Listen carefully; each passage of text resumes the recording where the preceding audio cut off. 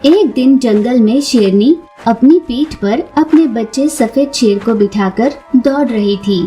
यूं बहुत दूर तक दौड़ने के बाद वो थक गई और एक पेड़ के नीचे आराम करने बैठ गई। शेरनी पेड़ के नीचे बैठकर उसके साथ जो अन्याय हुआ था उसके बारे में सोच रही थी। एक जंगल में शेर का शासन था और उस शेर की पत्नी शेरनी थी। एक दिन शेरनी अपने पति महाराज शेर के पास आई।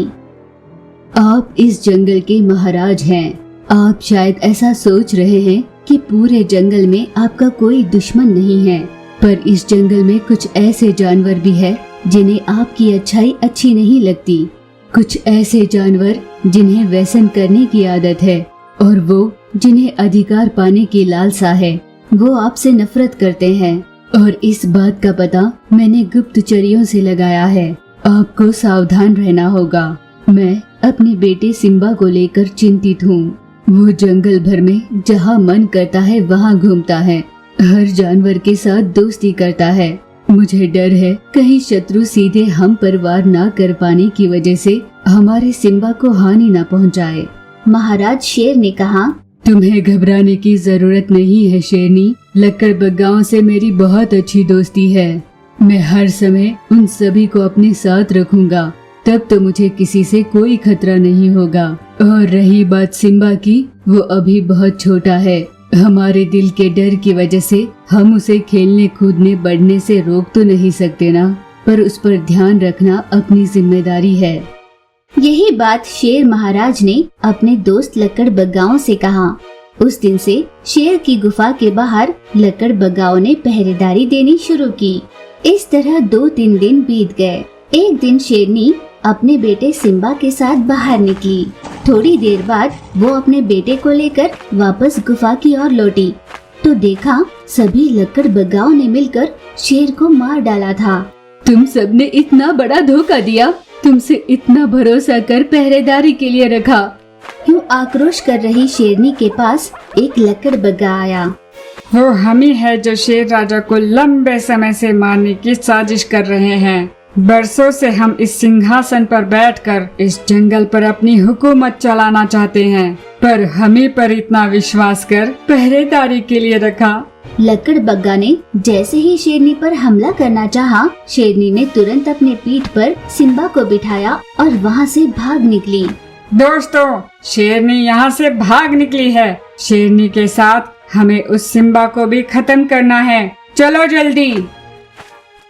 फिर सभी लकड़बग्गाओं ने मिलकर शेरनी का पीछा करना शुरू किया। पेड़ के आड़ में छुप कर बैठी शेरनी को लकड़बग्गाओं का झुंड दिखा।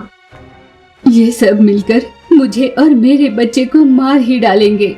चाहे जो भी हो जाए, मुझे अपने बच्चे को जिंदा रखना है। ठीक उसी समय कहीं से गोरिल्ला एक पेड़ से दूसरे पेड़ पर छलांग लगाते हुए शेरनी के पास पहुंचा। आज से सिम्बा की जिम्मेदारी तुम उठाओगे। सिम्बा अभी बहुत छोटा है, पर जब वो बड़ा हो जाएगा तब उसे जरूर बताना इन लकड़बग्गाओं ने उसके पिता और मेरे साथ क्या किया।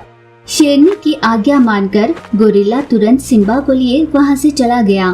उस दिन से गोरिल्ला सिम्बा का ख्याल रखने लगा। सिम्बा के नाम को गोरिल्ला ने राजा नाम से बदल दिया। सिम्बा जब से गोरिल्ला के साथ रहने लगा, तब से गोरिल्ला के सारे दोस्त जैसे गाय, हिरण, बाघ, बंदर, इन्हीं में उसकी दुनिया थी। समय बीता, सिम्बा बड़ा हो चुका था। फिर एक दिन गोरिल्ला ने शेरनी की कही सारी बात सिम्बा को बताई। गोरिल्ला ने बताया कि लकड़बग्गाओं ने ही उसके माँ बाप को मार डाला था। जिसने मेरे माता पिता को ही मार डाला, ऐसे लकड़बग्गाओं को मैं छोड़ूंगा नहीं। उसके सभी दोस्त मिलकर लकड़बग्गाओं पर हमला करने निकल पड़े। इतने सारे जानवरों का आकर हमला करने पर कुछ लकड़बग्गा मर गए तो कुछ वहाँ से भाग निकले। लकड़बग्गाओं से बदला लेने में अपनी दोस्तों की मदद पाकर सिम्बा ने सबसे कहा, दोस्तों, इन विश्वासघाती लकड़बग्गाओं की वजह से मैंने अपने माता पिता को खो दिया, पर तुम सबने मुझे इतना प्यार से पाला पोसा बड़ा किया और इसीलिए मुझे कुछ भी नहीं हुआ, वरना मैं तो कब का मर चुका होता। ऐसी परिस्थिति इस जंगल में फिर कभी न आए, इसलिए हमें एकजुट होकर लड़ना होगा। ऐसी नीच सोच रखने वाले जानवरों को और ऐसा करने की सोचने वाले जानवरों को भी हमें सजा देनी होगी, ताकि ऐसा आइंदा कभी न हो पाए। उस दिन से सिम्बा के साथ सभी जानवर मिलकर जंगल के हर कोने में जाते और जंगल के जानवरों की सुरक्षा का ध्यान रखते।